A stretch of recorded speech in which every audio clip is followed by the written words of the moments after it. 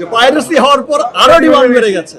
Good আর বাংলাদেশের cinema আজ যেখানে পুরো বিশ্বে ছড়িয়ে যাচ্ছে, পুরো বিশ্বে খুব সম্মানের সাথে গর্বের সাথে চলছে, সেই সময় এসে একটা বাজে মহল, খারাপ মহল সবসময় চায় যে আমাদের সিনেমা যেন ধ্বংস হয়ে যায়, আমরা যেন ভালো সিনেমা না বানাতে পারি।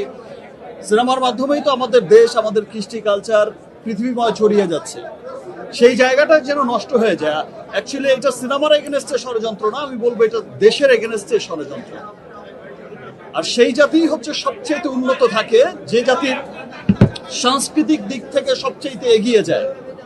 আমরা আমাদের সিনেমাকে নিয়ে, আমাদের কালচার, কৃষ্টি কালচারকে নিয়ে আমরা যখন পুরো বিশ্বে ছড়িয়ে যাচ্ছি, সেই মুহূর্তেই দেখেন যে পাইরেসি করে দেয়।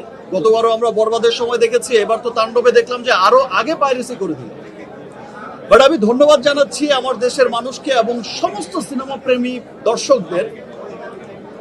পাইরেসি হওয়ার পরেও এই বাজে মহলটা যেমন বোঝাতে চেয়েছে পাইরেসি হয়ে গেছে, সিনেমা আর চলবে না, সিনেমার সেল নেই, এই যে হোসেন ভাই বলছে যে পাইরেসি হওয়ার পর আরো ডিমান্ড বেড়ে গেছে। গুড আর তাণ্ডব ইনশাল্লাহ, আমি গতবারে যেমন বলেছি যে গুলশান টু গুলিস্তান সব জায়গার মানুষকে মুগ্ধ করছে আমাদের সিনেমা। তাণ্ডব দেশে বিদেশে যেখানেই যাচ্ছে সেখানেই মানুষের মনে তাণ্ডব লাগিয়ে যাচ্ছে। আর এই সিনেমা হলটা আমার কাছে খুব ভালো লাগে। আমি যখন এখানে আসি খুব নিজের মনে হয়, খুব আপন মনে হয়, because number one Shakib Khan যে সিনেমাটা, যে নামটা, সেটা আসলে আমাদের হোসেন ভাই এই সিনেমা হলের মালিক, সনি স্কোয়ারের মালিক এবং হচ্ছে সনি পিকচার্সের মালিক, যার এখান থেকেই হয়েছিল আমার নাম্বার ওয়ান শাকিব খান। আর সেটাও অনেক ব্লকবাস্টার ছিল। আলহামদুলিল্লাহ।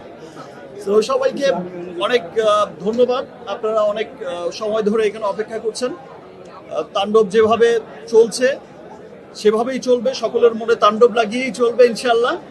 আরেকটা স্পেশাল কথা, যেটা হচ্ছে যে যেই সংগ্রামটা আসলে দর্শকরা করছে, যে ভালোবাসাটা দিচ্ছে, ভালোবাসা তো দিচ্ছে, সব ঠিক আছে, কিন্তু এই পাইরেসির এগেনস্টে আমার মনে হয় যে আমাদের প্রত্যেকটা মানুষকে সোচ্চার হয়ে, প্রত্যেকটা দর্শককে, আপনি আপনার পাশের বাসার যদি কাউকে দেখেন যে এর সাথে জড়িত, প্লিজ আপনি তার বিরুদ্ধে অ্যাকশন নিন। পাইরেসির বিরুদ্ধে আমাদের সকলকেই কিন্তু একসাথে কাজ করতে হবে। এবং বাংলা সিনেমা শুধু আমরা যারা বাংলা সিনেমার সাথে জড়িত, সিনেমার ডিরেক্টর, প্রডিউসার, আর্টিস্ট বা জার্নালিস্ট, শুধু তাদেরই সিনেমা না, বাংলা সিনেমা হচ্ছে পুরো দেশের সিনেমা, এটা আমাদের সিনেমা। সো আমাদের সিনেমার উন্নয়নে আমাদের সকলকে কাজ করতে হবে, পাইরেসির এগেনস্টে কাজ করতে হবে এবং পাইরেসিকে, পাইরেটেড কপিকে না বলতে হবে।